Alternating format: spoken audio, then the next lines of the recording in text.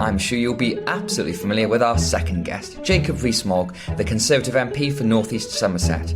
Following a successful career in finance, he arrived in the House of Commons in 2010 after flipping his constituency in the West Country from Labour. After spending several years learning his craft on select committees and the backbenches, he rose to prominence as an indefatigable advocate of Brexit. Earlier this year, he became head of the influential European Research Group, or ERG, of Brexit-backing MPs.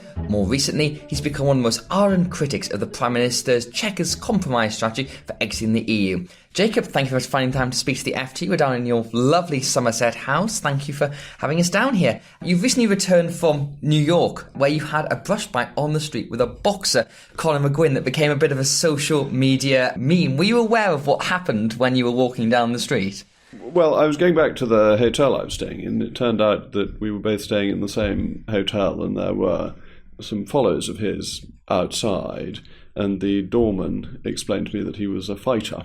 And I didn't know whether that meant he brawled publicly in the streets or whether he did it in a professional capacity. And I subsequently discovered he did so very successfully in a professional capacity. It struck me as one of those very bizarre things that does just happen on the streets of New York. It's such a colourful city full of so many different characters.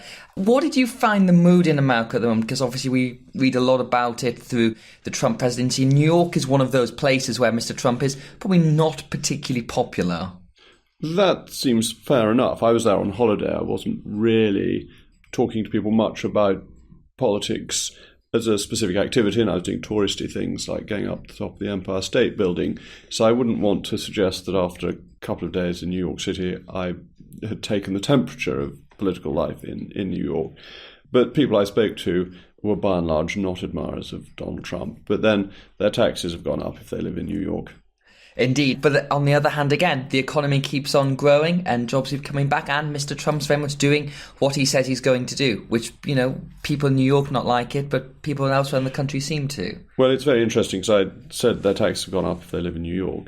Donald Trump's tax cuts stopped state taxes being tax deductible from federal taxes. So this meant that if you live in a high-tax state, which tends to be Democrat, say California or New York, your taxes have gone up if you're a high earner, whereas if you live in the rest of the country, by and large, your taxes have gone down, and that's given a huge fillip to the US economy. Now, let's move to some things closer to home here. It's been quite a turbulent 6 months in British politics. What have been the highs and lows for you in 2018?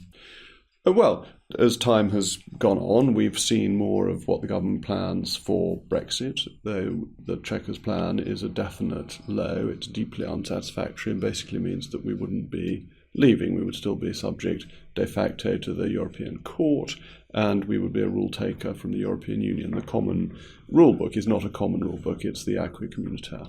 And that's a definite low. It's deeply unsatisfactory. But you quite like the Mansion House speech, which was back in March, where Mrs May was talking more about mutual recognition as opposed to taking EU laws as they currently stand. The Mansion House speech seemed to me a compromise that everybody could live with. At the time it was made, both Nicky Morgan and I, if I remember correctly, were sympathetic to it, and that seemed to me a good and unifying approach by the Prime Minister. There were inevitably bits of the Mansion House speech that I would not have chosen, but as a broad compromise it was satisfactory. Chequers tore up Mansion House. The Prime Minister referred to it as an evolution, but it was one of her rather big U-turns. Well, folks that I've spoken to in Downing Street essentially said that the EU wasn't interested in negotiating the Mansion House approach. They'd spend 3-4 months trying to get them interested in the mutual recognition and hadn't got anywhere. So that was why they felt they had to start again with something different. I think you're totally right. It was tearing up Mansion House. This is so craven, weak and feeble. When you're in a negotiation that one side disagrees with you, it's not a reason to give up. It's a reason to point out the benefits they are getting from what you are offering them. We're offering the European Union £39 billion. We expect something in return. It is impossible to imagine Margaret Thatcher having got the rebate on the British contributions to the European Union, or European Economic Community as it then was, if she had behaved in such a feeble fashion, and that Downing Street should say that is an indication of its failure, not of its success. What particular element of the Chequers proposal did you find most disagreeable? Because people who've been supporting this say, well, look, yes, it is a compromise, but it's giving us the ability to diverge for 80% of the economy. It ends free movement of people. So there are some things that might appeal to your sensibilities. We can't be sure it ends free movement of people, that it's got some very weak language around that. About labour mobility. And may indicate special treatment for the European Union, which it's quite hard to justify. But crucially, on the issue of the common rule book, the acquis communautaire, we would continue to be a rule taker, and we would have no say over those rules and no vote over those rules. And those rules would be ultimately judged by the European Court of Justice. So we would remain controlled in manufacture of goods and in agri-foods, subject to the European Union, without any say. And that makes future trade deals with other countries extremely difficult. And that was quite clear from Donald Trump's comments on the way over to the United Kingdom for his visit. And it's not Brexit. The whole point of leaving the European Union is that we're free to make our own rules, not that we are a vassal state of the European Union. I think it was on your Instagram that you referred to the red lines becoming pinker all the time. And Mrs May began with this definition of Brexit means Brexit. We're going to leave the EU, leave all the institutions of that. Do you essentially think that there can be a form of Brexit apart from the WTO option that can still meet that? Well, I think there are options. I think a Canada-style free trade agreement is essentially what is needed. That's your preferable option? That would be the best option. It's what the EU offered at an earlier stage.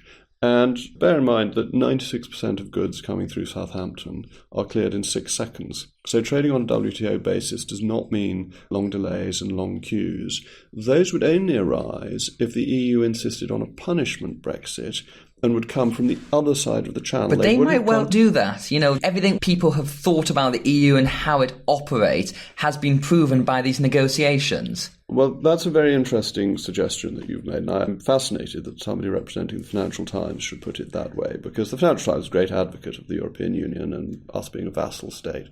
And you're basically saying that the EU is such an iniquitous organisation that if you leave, it kneecaps you. Now, that seems to me to be a mafia-style approach. And if you're accusing the EU of being like the mafia, then it's an organisation you should leave sooner rather than later. I think a rules-based community is the way that other people would put that, to say... Well, you were saying they'd want a punishment Brexit. I'm saying that they may put up barriers if we become a third country overnight. But they would be in breach of other international obligations if they added delays to goods coming in from the UK that they don't apply to goods coming in under WTO rules from other countries. So if we're talking about a punishment Brexit, then the EU is a really pretty dreadful organisation, and the sooner we're out of it, the better. So that just... But your view's always been that. That just encourages us to leave. I don't actually think that sensible nation-states will want to harm their own economies or to damage harshly a neighbour with whom they have so many interests in common. It would be against their own interest, and it would be against the spirit of international relations. But I think the people who are threatening us with a punishment Brexit, the sort of Project Fear approach, are indicating that the EU, as they understand it, is an even worse organisation than I think it is. So this idea of a no-deal Brexit, as some people have called it, WTO Brexit, whatever your favourite term is, do you think that's now the most likely outcome? Well, I think a WTO Brexit is a good Brexit. It's a clear Brexit. We're under control of our laws, our money and our borders on day one. It will give us an opportunity to get on with domestic policy faster rather than all the government's effort being taken up with Brexit, which has had a knock-on effect on other policy areas. And we do almost 60% of our trade with the rest of the world on WTO or similar terms, and we do that very successfully. That bit of our trade has been growing much faster than our trade with the European Union. And interestingly, since the single market was created, EU trade with the US has grown faster than UK trade with the European Union. So being in the single market hasn't allowed us to grow any faster. Indeed, has seen us grow more slowly in our trade with the EU than non-single market countries have managed. What about disruption, though? Because there's a general sense that if we do have that transition overnight with no transitional period after leaving the EU, there may be some disruption on borders, and you can depend who you listen to about how great that would be. Does that concern you at all? Well, there are two types of disruption.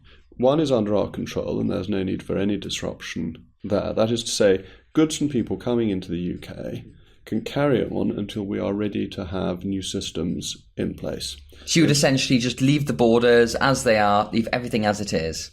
Goods coming in from the EU on the 30th of March next year are going to be just as safe as goods coming in from the EU on the 29th of March. And we can introduce new queues at Heathrow at our convenience. That's a matter for us to decide as a sovereign nation. So the question is, will the EU decide to delay the return journey?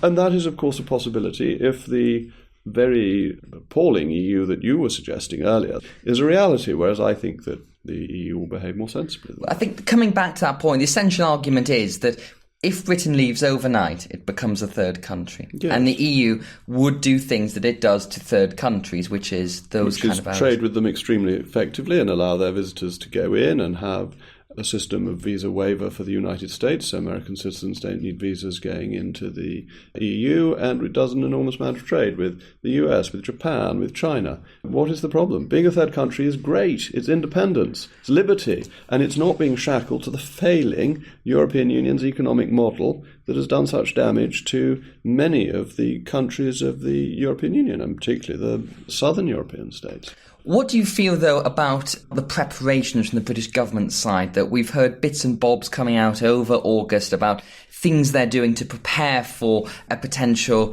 no-deal WTO Brexit. Do you think enough has been done on the UK side? Well, the challenge here is to the competence of the government. That if the government is competent, which I hope and assume it is, because you would expect Conservative governments to be competent, then it will be ready for a WTO departure from the European Union. Now, there is some element of Project Fear coming along with the WTO. Or the Millennium Bug, as some people have compared it to. I think that's a very good comparison, actually. It's been used by lots of people over quite a long time, and that type of fear about something that is unknown being much worse than it turns out to be is a commonplace of human history, actually. And you've had millenarianism, well, over the millennia, but certainly over the centuries, that people suddenly get worried that some terrible thing will happen on a particular date. And the various bodies that have suggested the world is about to end have so far been proved wrong, so I don't think it will end on the 3rd of March next year. But the preparations, as I say, are a question of the competence of the government, and that if the government is competent, then Project Fear is an irrelevance, because the government will be able to have things in place that ensure that there aren't these major problems. Let's just explore the Millennium Bug analogy just for a little moment, because I can remember this very well. All these things that computers were going to crash, systems wouldn't work, and in the fact it didn't happen. But there were reasons for that, because there was a lot of preparation. There was years and millions, billions spent preparing computer systems for the millennium so they didn't fall over. No, but I don't think that's quite right, because lots of people didn't. And they found that their computers still worked. So the money wasn't well spent. Lots of older computers still worked the next day. There wasn't this great crash. Well, either way, you were right that there was no great crash on that moment. No. But in this situation, isn't it the EU that has the computers, though? Because, as you said, we can prepare ours in this analogy, but we can't prepare theirs. Yes, that's absolutely right. We can't force the EU to do something if it doesn't want to. But this goes back to your view that the EU is an iniquitous organisation. A rules-based club. No, an iniquitous organisation, like the mafia. You're suggesting it's a mafia organisation that wants to kneecap us. If you really think that, why do you ever want to belong to it in the first place? You should have been joining me on the Brexit campaign. I actually think the EU is more rational than that and will behave in a way that meets its own interest. What do you think about the idea that's doing the round in Conservative circles, that if the Chequers proposals fall apart, that we end up going into the EEA as a car parking, as people like Michael Gove have been raising this as an idea? What would you think about that? Well, I think it's a mistake for a number of reasons. First of all, it leaves you as a rule taker. So it's basically Chequers. Your same concerns with Chequers, yes. It leaves you with free movement. The only country that doesn't have free movement is Liechtenstein, and that has an exemption because it's so small. It's not an exemption that's likely to be available to the United Kingdom. And the EFTA Court, as a matter of its own jurisprudence, wishes to remain as close as possible to the ECJ, and therefore you are de facto under the ECJ, you have effectively freedom of movement, and you're a rule taker. You're also not necessarily in the customs union. And if you look at friction on the border, in Ireland, anywhere, the only countries that have no friction at the border are both in the single market and in the customs union. There is friction between Norway and Sweden, and there's a great deal of friction between Turkey and the EU. And so you have to be in both to avoid any friction. And that means, lo and behold, you're in the European Union. So I don't actually think this works on a practical level, but it also doesn't achieve Brexit. And the other thing to bear in mind is that the EEA is there as a waiting room to enter the European Union, not as the departure lounge before you leave.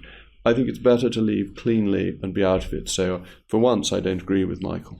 Let's talk about Jacob Rees-Mogg for a moment. What do you hope to achieve in your political career? You've been in Parliament now for 8 years and you've turned North East Somerset to a pretty safe Conservative seat from being marginal now. So you've been focused on Brexit. You've mentioned domestic reform, then you've talked a lot about house building as well. What comes next once we've left the EU? Well, first of all, I don't think any seat any longer can be viewed as safe. I think all seats are basically marginal. We saw that actually a bit in last year's general election when you take seats like Canterbury, for example. That's right. Seats that have been Conservative almost as long as they'd existed, suddenly changing hands. And you look at the Scottish result in both 2015 and in 2017, with a large turnover of seats, and seats that were thought to be absolutely safe. So what's your secret? There isn't one. Whenever somebody thinks they've got the secret for winning elections, they end up losing the next election. And so there's no secret. All MPs have to do their job in their constituency, which is a very important and rewarding part of an MP's work, that sometimes an MP's intervention can help make somebody's life much better. And so constituency surgeries and so on are invaluable. But on the broader political issues, of course, the key ambition has to be that Brexit is delivered properly and that we have left the European Union thoroughly and completely, and that we're not, to quote Mrs May's speech from Lancaster House, half in and half out, which at that point was something that she was against, and I would encourage her to go back to being against that. But once Brexit is delivered, the Conservative Party has to get on to domestic policy, which I think has lacked attention, as you pointed out in your excellent piece a few days ago in the Financial Times, that domestic policy has been a bit left behind. And therefore the government has to think about what its objective is. And here I think the basic objective for any Conservative government was set out by Benjamin Disraeli, and it's about improving the condition of the people. He was accused of being the Minister for Sewage. And when he was accused of that, he said, well, that may be right, but by doing that, I'm saving people's lives. And he took it as a compliment rather than an insult. And I think that's important, that Conservatives have to be very focused on doing things that help people lead the lives they want to lead and have more successful and prosperous lives. I think the biggest challenge facing us at the moment is housing. I think the housing market has problems. It's very expensive. Mobility has declined. We need to build more houses. We need to build houses that people want rather than that architects think are good for them. And that means a difficult conversation with our own supporters about where we build on green fields. And it's going to be primarily green fields rather than green belt, but there's going to be some element of green belt as well, because not all green belt land is area of outstanding natural beauty. Some of it's not very good quality land that was made green belt for a different purpose decades ago. That's quite an interesting point, because you're a rural Conservative MP, and traditionally you would represent the parts of the country, the areas that just don't want to build at all. And I can remember when Mr Cameron's government was trying to increase building, that there were a lot of MPs for this part of the world who were very much against that. What's changed there? What has changed? First of all, we gave a very clear commitment in the 2010 election about how we would approach building. And I think it's always important that politicians stick to their election promises. What has changed? I think partly the opposition in 2010 was to regional structures that were going to impose building targets. And I think it's better to allow these things to emerge in two directions. One is from local decision making, and the other is from a change in the national overview. I don't think the Town and Country Planning Act 1947, the plan and provide approach, is a good one, and I don't think it provides people with the houses that they want. If you look at surveys of public opinion going back to the 1940s, about 80% of people say they want a house with a garden, and 3% of people say they want tower blocks. And actually public policy was to build tower blocks, not houses with gardens. I think we need to go back to building houses with gardens, and we ought to allow the market to determine what those houses look like, rather than planners insisting on a uniform approach. We also want to make it easier to build small-scale schemes, and we want lower density. The Council for the Protection of Rural England has criticised low-density building, but I think they're fundamentally wrong, that low-density building maintains the character of rural England without turning villages into suburbs, whereas high-density building just creates urban sprawl. And I think most villages across the country could take 10, 20, 30, 40, perhaps 50 houses without changing their character if the density is low and if they're not all put in one place. But councils don't like that because they're only interested in big schemes, and that means the big house builders, and that's where you need the national legislation to change so that it's actually easier for people to get the permissions and less expensive. Let's cast your mind back 20 years to when you first ran for Parliament in 1997, which an awful lot has been written about. How was that experience? You were running in Fife in Scotland, and what did you learn from that? I learned a great deal from standing in Fife. As a candidate in a seat that it is almost impossible to win, you have time. When you're a candidate in a marginal seat, you've always got people trying to persuade you to go on to the next door house and so on and so forth. It's not true when you're fighting a seat that is safely held by another party. And therefore I had time to talk to people, to listen to what they had to say, and to learn about the difference between clever policies developed in Whitehall and their effect on people's lives. And therefore it was a highly educational experience. I learned a great deal from people of Central Fife, who were very kind towards me. They didn't have any intention of voting for me, but they were very generous with their time, with their experiences, and were willing to tolerate somebody from England, from Somerset, and a Conservative being in their midst. Indeed, many of them said to me, we didn't know the Conservatives usually stood here, so you can tell that it was a bit of an uphill battle. One of the things that politicians get criticised for is shaping, bending their characteristics, bending their policies to the will of the time. I think that's the one thing nobody could ever accuse you of doing. You've got your views, you've got your perspective, and you stick to them. And this obviously became particularly potent during last summer when we had the rise and fall of Mogmentum, or maybe the rise, maybe it's still going to rise. Do you think there is this authenticity question about politicians generally? Well, I think most politicians are more authentic than they're given credit for. Most have an idea of what they want to do.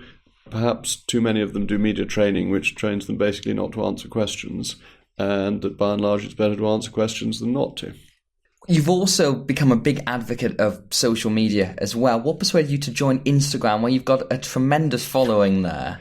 Well, I don't know that I'm a great advocate of it, but it's there, and it's a political tool, and one has to use it. And Instagram is absolutely charming. I like using Instagram. It's a very friendly space. A lot of MPs I've heard said that compared to Facebook or Twitter. Most people on Instagram seem to have a kindly worldview and see the best in people rather than the worst in people. So I think Instagram is a very good form of social media. And I think as a politician, if you were operating in the 19th century, you'd be putting out handbills. In the 1950s, you had to work out what to do on television. And here we are in 2018, and you have to use social media, and that's how it is. And you've obviously got, off the back of that, a public persona, which is different to some of your colleagues. Is that a persona that sort of developed naturally, or is it something that maybe you play to a bit? Well, we're all individuals. We all have the persona that we have. And I'm not sure that anybody would develop my characteristics deliberately. I'm not sure it would be a clever political scheme. Well, it worked for you in North East Somerset. You've got to bear in mind that I was going with the national swing as well. I think MPs can often come to the view that all the votes they get are personal votes. And by and large, they're not. Most people vote for a political party rather than for the individual candidate. Perhaps members of my immediate family vote for me because of who I am rather than because I'm a Conservative. Now, let's just look ahead. So we've talked quite a lot about Chequers, and you've been very clear to say that it's not Mrs May you have a problem with, it's her policy. My perspective is those two are now intertwined with each other, and there is no sense that Mrs May is either willing or able to drop the Chequers proposals. Would your view on Mrs May change if she continues to push this through? Well, she's changed her mind before, and we've seen this in the move from Mansion House to Chequers. That's a big change, and therefore it can be changed again. Obviously, that follows. But if she puts the Chequers proposals to a vote in the House of Commons, I will vote against them. So let's say we hear some good vibes from the EU off the back of this, and it looks as if they can begin to strike a deal along the lines that she outlined, and that deal comes before the House of Commons. You wouldn't vote for it, and I imagine there's another 20 or 30 Conservative MPs who would feel the same way as well. What if it passes through the House of Commons with Labour votes? Because we know that the Conservative Party whips have been talking to Labour MPs, and that is clearly part of their strategy. That would be a very dangerous policy for the whips to follow. The most divisive thing for a party is to push through a policy which is opposed by a large number of your supporters on the back of opposition votes. It is the most divisive thing to do, and I wouldn't have thought it was in the interests of the leadership of the party to be so divisive. So you're saying if she does that, that might endanger her leadership? No, I'm saying it would be a very divisive thing to do, and I can't believe she would be so unwise as to do it. But if you take same-sex marriage, for example, or even when we joined the EEC... It was a free vote. But when we joined the EEC back in the 1970s, that only passed thanks to the Roy Jenkins lump of 90 MPs. Right. You're absolutely right. And that has meant that the EU has remained a divisive issue within the Tory party ever since. It has not done it as any good as a party, and it led to Ted Heath being unceremoniously chucked out a few years later. It's not a clever thing for a leader of a party to do. Would you try and preempt her doing that? If that is a strategy, which I think it possibly is, what would you want to do to stop it? Well, I will vote against this policy when it comes to the House of Commons, and I think there are the votes to do that. You said when you sat down with the FT for lunch with my colleague George Parker that Mrs May is absolutely brilliant and would do a fabulous job. Has your opinion changed since then? She is absolutely brilliant, and I hope she will do a more fabulous job than she is currently doing.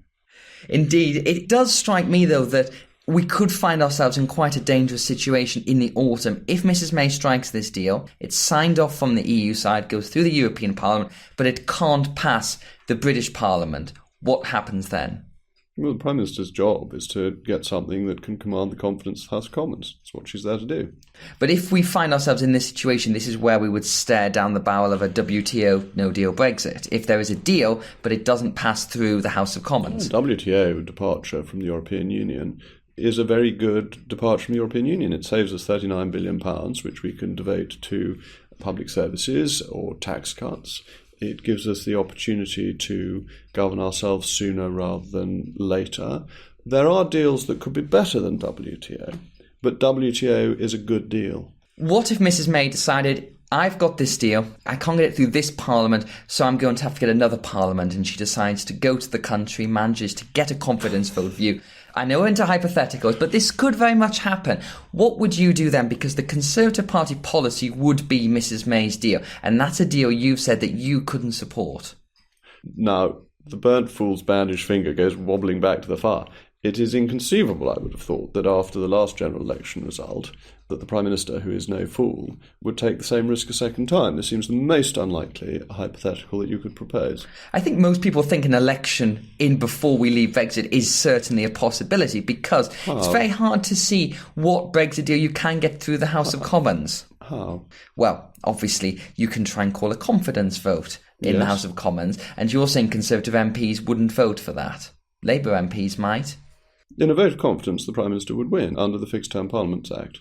So, look, I think there's a fundamental misunderstanding. A lot of people haven't studied the Fixed Term Parliament Act carefully enough to see how you get to a general election. People still seem to think that the Prime Minister says, this is a vote of confidence, Prime Minister doesn't win, and therefore goes to the Palace and asks for a dissolution. That no longer happens. Only two ways of having a dissolution. One, if the Prime Minister loses a vote of confidence according to the specific wording of the Fixed Term Parliament Act. And you're confident she would not lose that? I think the explanation needs to be complete. That vote could come the day after a vote has been lost on the European deal, and the Prime Minister would win that. Every Conservative MP would back the Conservative government in a vote of confidence. The second way is if 2/3 of all MPs, not just MPs present, all MPs vote for an early general election. Now, that's a motion that the government would have to move, and it would have to be supported by Conservative backbenchers. This, frankly, seems extremely unlikely in these circumstances, that Conservatives in marginal seats would be willing to risk a general election under these almost kamikaze circumstances. The Prime Minister is far too intelligent to take this risk, which wouldn't work anyway. So the government and Parliament will remain through this period. There is not a method of getting to an early general election under any ordinary circumstances. On a totally different idea, what if this momentum for a people's vote, which has been building, is still limited, but it's building, and the government decided to throw us into another referendum? How would you feel about that? We've had a people's vote, and the Financial Times lost. Well, the Remain campaign lost. Well, led by the Financial Times. I don't think you could blame the Financial Times exactly for Brexit. Well, no, I wouldn't blame you for Brexit, because I don't think blame is the right word. Brexit is a great triumph of the national spirit and of confidence in the future of the country. What if this happens, another referendum? We have had 3 votes on this already. We had the general election in 2015, which promised a referendum. We had the referendum and then a general election when both the Labour Party and the Conservative Party said they would honour the result of the referendum. We've had a poll in the Daily Mail saying that 75% of people want us to get on with it. There's no second referendum. There's no people's vote. It is Ramonas who want to stop Brexit. And most people understand that it's not about the people's choice, it's about reversing the people's choice. It's about people who lost trying to change the rules. And it's bogus, and it'll be seen through as being bogus. And finally, Jay, what's next for you? So you've been very much engaged with the debate over Brexit. Once that passes, you ran for the Treasury Select Committee. Do you think you might run for that again? Run for a Select Committee, possibly? No, I'm very happy with what I'm doing. But what about a ministerial position? I'm very happy representing North East Somerset. Even in 10 years' time, some people see you as a future Speaker of the House of Commons. You've got a relatively safe seat, 10 years' time. Could that be something you would fancy? I go back to what I said on safe seat. Being Speaker is a wonderful role, but you have to take yourself out of day-to-day political controversy. As we've just been discussing over the last half hour, I find political controversy enormously interesting, and I'm not sure I could take a sufficiently Trappist vow on these subjects. Even in the future? Well, the future is a very long time, but I think I find political controversy too exciting and would find it too difficult to be sufficiently quiet. But in an abstract sense, being Speaker is a wonderful role, a very important constitutional role, which John Bercow has carried out really extraordinarily well to raise the importance of the House of Commons, and crucially, he always backs the legislature against the executive, and that is a key part of his duty, and I'm a great supporter of his because of that. Well, even if I disagree with him over things like wigs, which he knows perfectly well, but he's been a real champion for the House of Commons. Maybe a model to follow. Very few quick-fire questions before we finish. Have you ever owned a pair of double-breasted pyjamas? Is this an urban legend? Oh, I wish I did. If there is a pyjama manufacturer who listens into this who would be able to make a pair of double-breasted pyjamas, I should be his customer. But I don't think such things are available. Would you ever lose faith in Brexit? No, self-government is popular all around the world. The European Union is the abnormality, whereas self-government is completely normal and is how most successful countries operate. Would you ever lose faith in the Conservative Party? Well, that depends on what you think of the Conservative Party being. I think the Conservative Party is my party, not somebody else's, and therefore I'm a Conservative, a Tory to my fingertips. And if you were in government for one day, what would be the one thing you would do? I'm not going to be in government for one day. The world doesn't work like that. Oh, thank you very much. And that's it for this special episode of FT Politics. Jacob, thank you very much for finding the time to speak to us.